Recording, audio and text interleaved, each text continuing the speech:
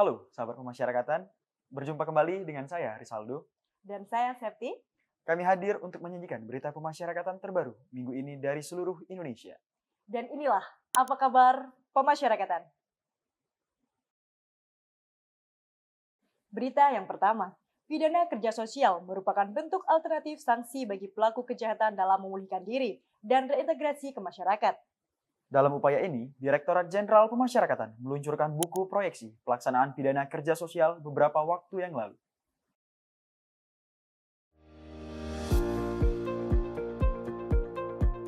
Berkolaborasi dengan Reclassering Nederland dan Center for International Legal Cooperation, Direktorat Jenderal Pemasyarakatan meluncurkan buku proyeksi pelaksanaan pidana kerja sosial di Indonesia. Buku ini akan memberikan gambaran pelaksanaan pidana kerja sosial dengan mengadopsi praktik terbaik dari pidana community service di Belanda. Direktur Pembimbingan Kemasyarakatan dan Upaya Keadilan Restoratif Pujo Harinto menerangkan bahwa pidana kerja sosial akan menjadi salah satu pidana alternatif yang telah tertuang dalam KUHP terbaru. Buku ini diharapkan dapat menjadi pedoman dalam melaksanakan pidana kerja sosial, khususnya menguatkan kerjasama antar instansi penegak hukum dan memperluas jaringan mitra kerjasama. Selain itu, buku ini juga dapat diharapkan dapat meningkatkan kapasitas petugas pembimbing kemasyarakatan dalam memberikan rekomendasi pidana alternatif, khususnya dalam tindak pidana ringan. Peluncuran buku ini pun diiringi diskusi interaktif secara hybrid dengan narasumber dari Reclassering Nederland dan Ditjenpas sehingga peserta mendapatkan pemahaman lebih terkait penerapan pidana kerja sosial.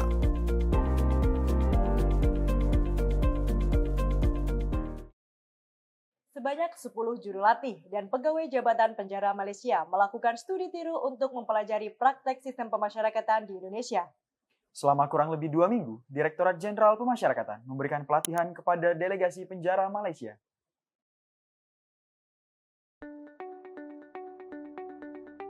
Direktorat Jenderal Pemasyarakatan bersinergi dengan Badan Pengembangan Sumber Daya Manusia, Hukum dan Hak Asasi Manusia menggelar pelatihan kepemimpinan dan sistem pemasyarakatan Indonesia terhadap 10 juru latih dan pegawai Jabatan Penjara Malaysia.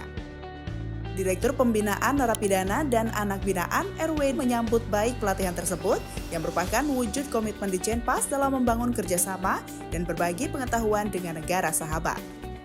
Selama 2 pekan, juru latih dan pegawai Jabatan Penjara Malaysia akan mendapatkan pemahaman yang komprehensif mengenai sistem pemasyarakatan di Indonesia, mulai dari kebijakan, peraturan, hingga praktik di lapangan.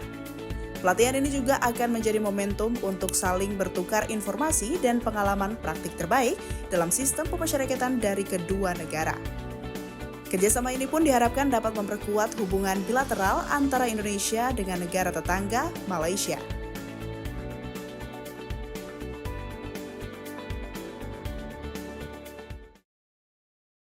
Direktur Pengamanan dan Intelijen, Teguh Yuswardi, tekankan pentingnya kolaborasi antara pemasyarakatan dengan aparat penegak hukum.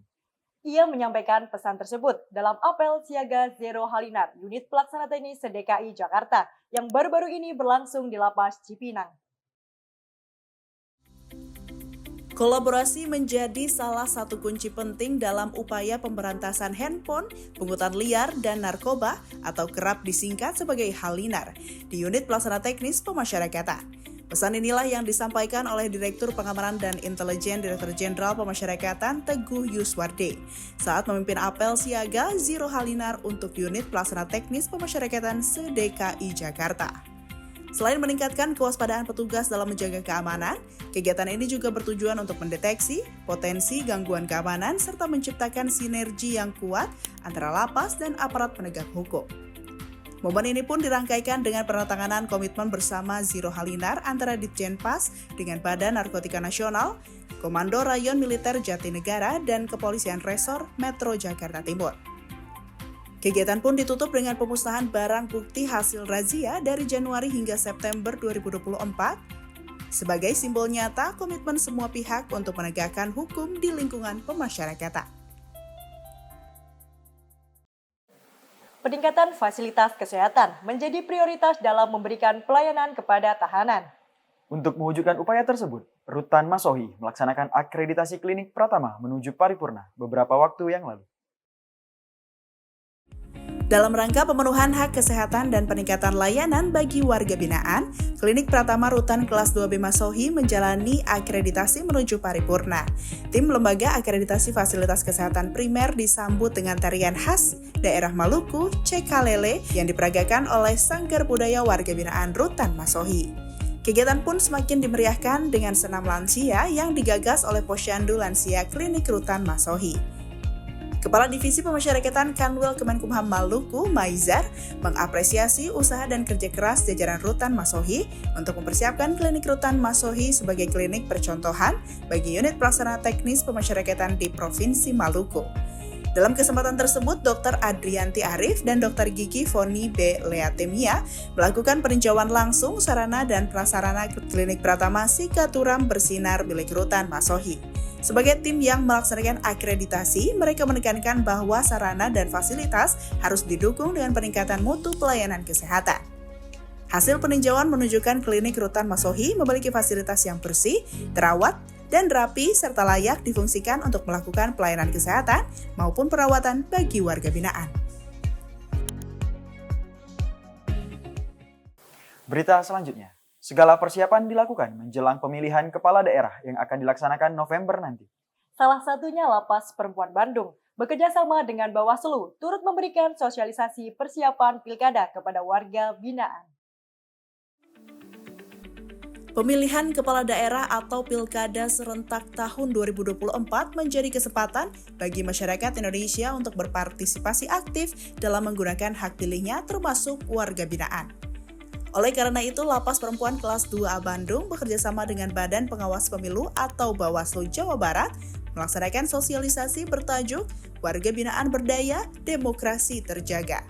Dalam kegiatan tersebut, sebanyak 250 warga binaan perempuan mendapatkan informasi bukan hanya hak pilihnya yang dilindungi oleh negara, tetapi juga partisipasi dalam pengawasan pemilu untuk memperkuat demokrasi. Apalagi terdapat 50 tempat pemungutan suara atau TPS khusus yang tersebar di 33 lapas dan rutan wilayah Jawa Barat. Kepala Lapas Perempuan Bandung, Yekti Aprianti, menyambut baik kegiatan sosialisasi ini yang bertujuan dapat meningkatkan kesadaran politik warga binaannya. Harapannya, warga binaan dapat menentukan hak pilihnya dengan bijaksana dalam pilkada mendatang. Selain itu, sosialisasi ini juga diharapkan dapat mengingatkan petugas untuk bersikap netral dan menaati aturan sesuai prinsip pemilu yang berlaku. Sahabat pemasyarakatan, sekian update berita pada episode minggu ini. Sebelum menutup perjumpaan, mari kita saksikan penampilan seni musik dari Lembaga Pembinaan Khusus Anak Tangerang. Update terus informasi seputar pemasyarakatan pada media sosial kami di bawah ini. Kami mewakili kerabat kerja yang bertugas. Mohon undur diri dan jangan lupa saksikan terus. Apa kabar pemasyarakatan? Pemasyarakatan pasti.